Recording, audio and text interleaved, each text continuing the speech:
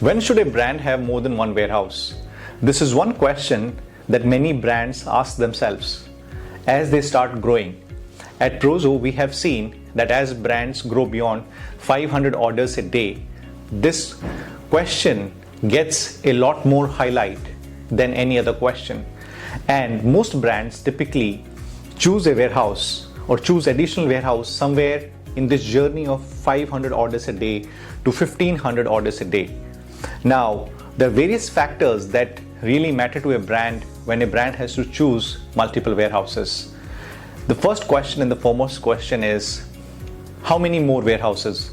Should I have one more additional warehouse? Should I go to north and south? Or should I have 4 different warehouses? Should I go to east, west, north, south?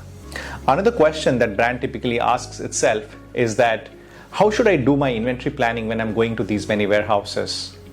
Also, the brand asks itself probably, is the complexity that I'm going to incur because of these additional warehouses sufficient enough, or is it worthy of the additional growth or additional savings that we will get when we expand to these additional warehouses? Now, these are very important questions, and at Prozo, when we talk to supply chain leaders across the segments, we talk about these questions more often than not.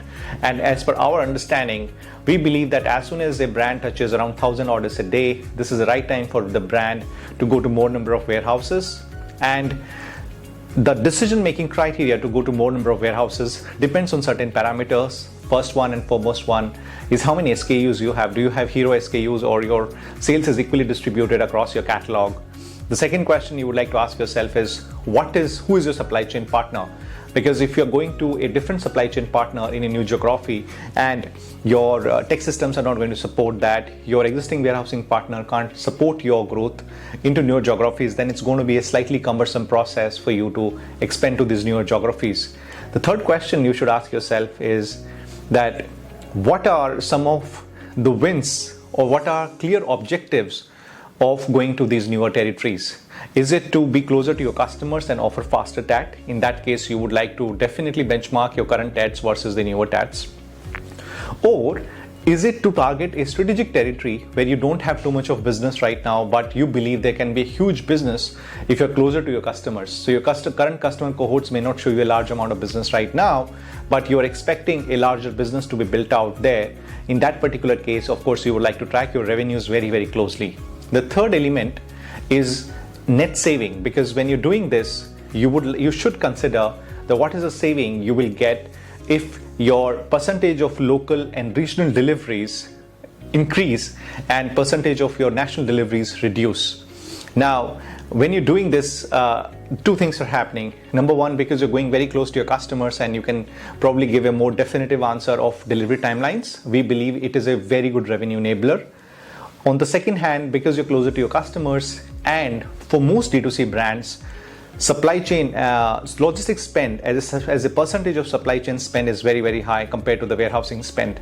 So when your more number of deliveries are local and regional deliveries, you also save decent amount of cost there, and that cost saving could be anywhere from a 1% to 3%, right?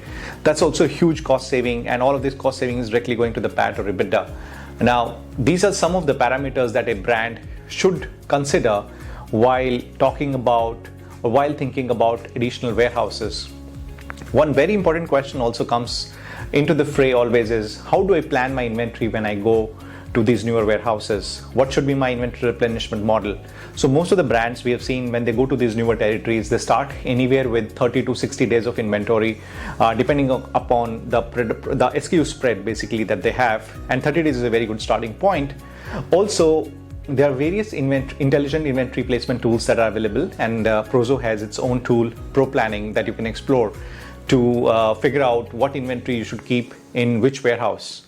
Because this is going to be a regular process. Every fortnightly, weekly, or monthly, you're going to do inventory replenishment into these warehouses.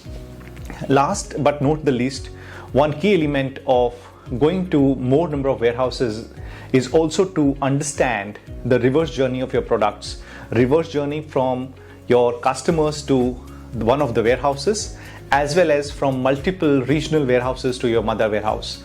This is something that you would like to address probably early on in your growth journey, And while I said last but not the least, but definitely there is one more point around making your operations multi-channel from these regional warehouses. I believe the brands which are able to make their operations multi-channel from these regional warehouses, they are more successful than brands who are not able to make their operations multi-channel. When I say multi-channel, I mean, are you only processing marketplace orders from these newer warehouses, or only D2C orders, which is brand.com orders, or you've made a conscious decision and a strategy that from a single pool of inventory of these regional warehouses, you're going to process B2B, B2C, and D2C orders. Now, this is a very important part of decision making as well when you're going to these additional warehouses. So, I wish you a great growth journey as you expand to new warehouses, and do explore Prozo Fulfillment Network, where we offer more than 25 warehouses across the country.